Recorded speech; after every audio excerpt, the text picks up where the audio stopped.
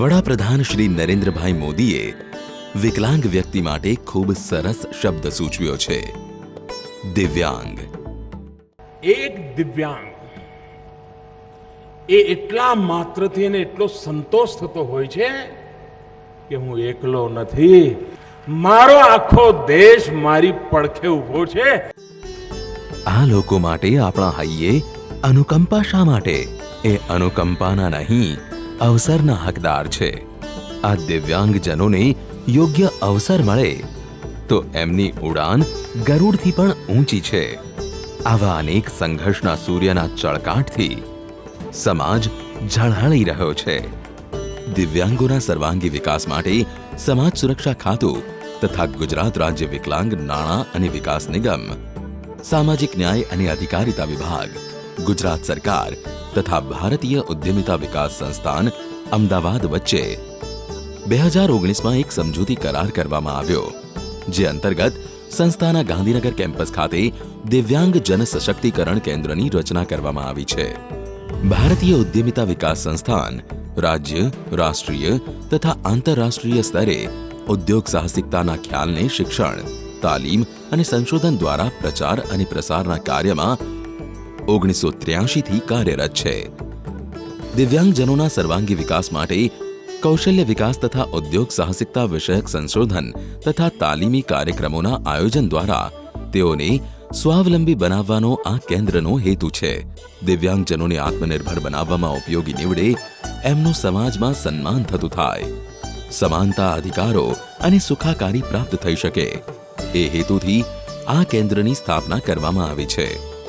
આજે ભારતીય ઉદ્યમિતા વિકાસ સંસ્થાનના સથવારે વિવિધ વ્યવસાય ક્ષેત્રમાં સફળ થયેલ દિવ્યાંગજનો અનેક સંઘર્ષોનો સામનો કરી પોતાના તેજ થકી સંઘર્ષના સૂર્ય બની ઝળહળતા રહ્યા છે. આવો મળીએ આવા કેટલાક સફળ દિવ્યાંગ ઉદ્યોગ સાહસિકોને. આ છે કવિતા મોદી. દિવ્યાંગ હોવા છતાં હિંમત અને કૌશલ્યથી પોતાનો પ્લાસ્ટિકનો વ્યવસાય સફળતાપૂર્વક ચલાવી રહ્યા છે.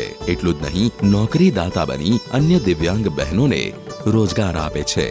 ઈડીઆઈ જેવી છે, સમાજ સુરક્ષા ખાતા જેવી છે, ઘણી બધી સંસ્થાઓ છે જે આપણને મદદ કરે છે. આપણને આપણો ધંધો રોજગાર એના માટે લોન છે, આ છે, આપણને આપણી સ્કિલ ડેવલપ કરવા માટે મદદ કરતી હોય છે.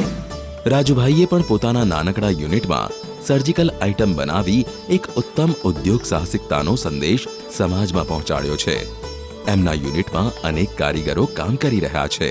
એક મશીન સાથે મેં મારા આ કાર્યની શરૂઆત કરી. આજની તારીખમાં મારી કંપનીની અંદર 45 માણસોનો સ્ટાફ છે. 45 વ્યક્તિઓને હું આજે રોજગાર આપી રહ્યો છું. દિવ્યાંગજનોના સન્માન સાથેના સર્વાંગી વિકાસ માટે સમાજ, સંસ્થા અને સરકાર પણ ભાગીદાર છે.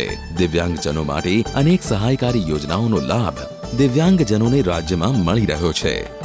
આ સરકારી યોજનાઓની માહિતી દિવ્યાંગજનો સુધી પહોંચે એ માટે એક ઓનલાઈન પ્લેટફોર્મ તૈયાર કરવામાં આવ્યું છે.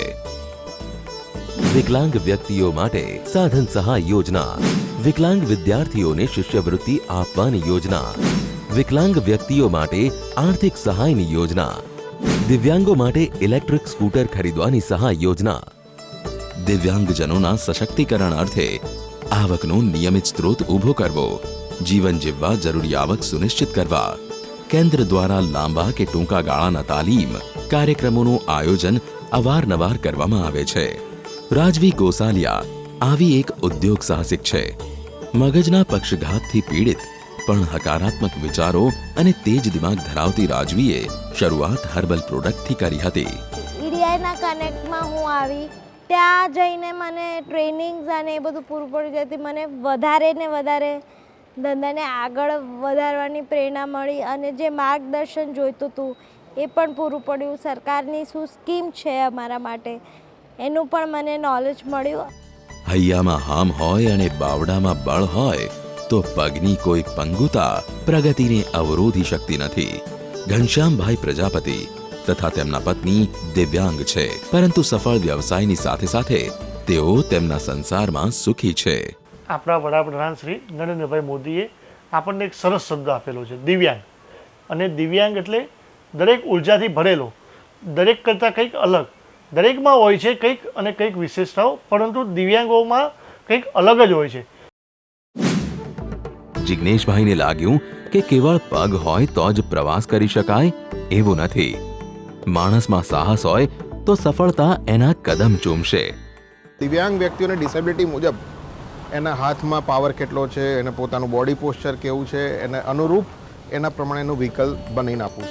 વડાપ્રધાન શ્રી નરેન્દ્રભાઈએ આપેલા દિવ્યાંગ શબ્દની દિવ્યતા અને તેજોમય આભાને વધુને વધુ ઓજસ્મય બનાવવા ગુજરાત સરકાર શ્રી તથા દિવ્યાંગ જન સશક્તિકરણ કેન્દ્ર અથાગ પ્રયાસ અને પરિશ્રમ કરવા કટિબદ્ધ છે.